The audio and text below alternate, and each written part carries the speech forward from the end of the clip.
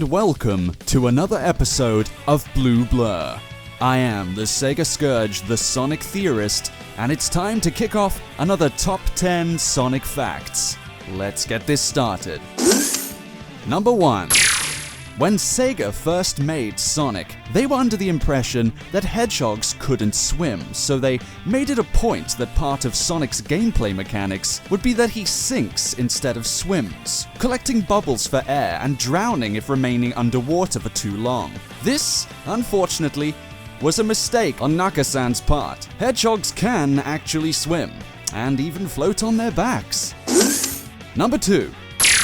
A number of pop culture icons were gathered as resources for Sonic's initial concept and creation. Naoto Oshima borrowed Felix the Cat's head and Mickey Mouse's body for Sonic's basic likeness. Michael Jackson's boots from the Bad album inspired Sonic's patented footwear with a Santa Claus-inspired color scheme. Number 3. In Sonic CD, if you wait 3 minutes without touching the controller, Sonic will ditch the player, jumping off the screen, causing a game over. Number 4. Breakdancing has been described as one of Sonic's favorite pastimes, mostly in the Sonic the Hedgehog comics. However, Sonic has shown his love for breakdancing in the games as well. In Super Smash Bros. Brawl, one of his taunts is a breakdance, and several 3D Sonic games nowadays show Sonic breakdancing on level clear screens as well. Number 5.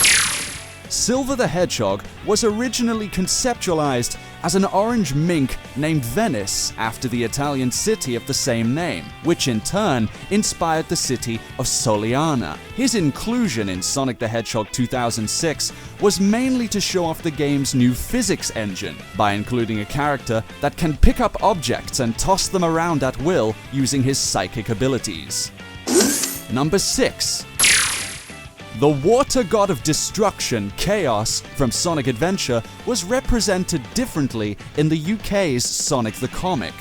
In this continuity, Chaos was a prosecutor of the Dracon Empire who mutated into the creature when he was exposed to chaos energy during the time of the Echidnas. This was witnessed by Sonic, who was brought back in time by Tikal's magic and revealed to the Echidna race that the Dracons were actually a race of alien fish inside of robotic exoskeletons. In the present, Dr. Robotnik was able to imprison Chaos some time before being overthrown and his empire left in ruins by Sonic and the gang, which in turn led to Chaos's escape. STC Chaos's powers include inducing intense fear to those who get too close to him and being near invulnerable.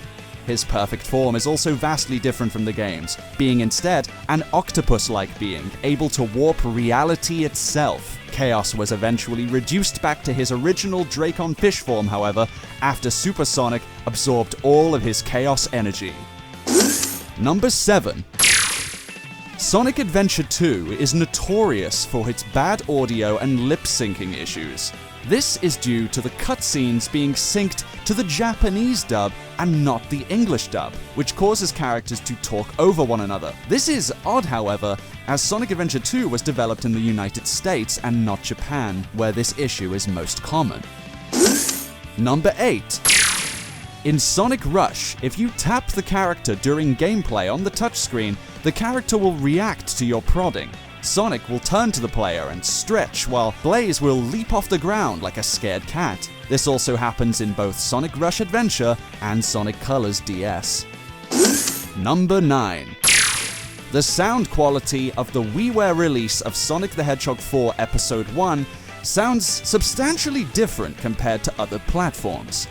This is because the WiiWare service has a size limit of 40 megabytes, so much of the game's sound had to be compressed to fit. This is also why Episode 2 sadly never saw a release on the Wii platform.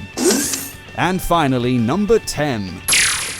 After the end credits of Sonic Generations, the cry "Happy Birthday, Sonic" was a combined recording from the attendees of both Summer of Sonic and Sonic Boom conventions in 2011 before the game's release that same year. The first of which, SOS 11, I was actually present for and was lucky enough to be a part of that recording.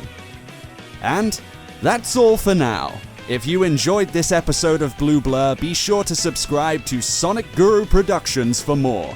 Don't forget to like, favorite, and share with your friends. I'm sure he'd love to see all your feedback. And don't forget, you can also support the show over on Patreon. Got a suggestion for the show? Leave a comment below. And if you might be interested in hearing me tackle some bizarre Sonic the Hedgehog theories and speculation, be sure to head over to my channel, the Sega Scourge, the Sonic Theorist. Thank you all very much for watching, and we'll see you next time.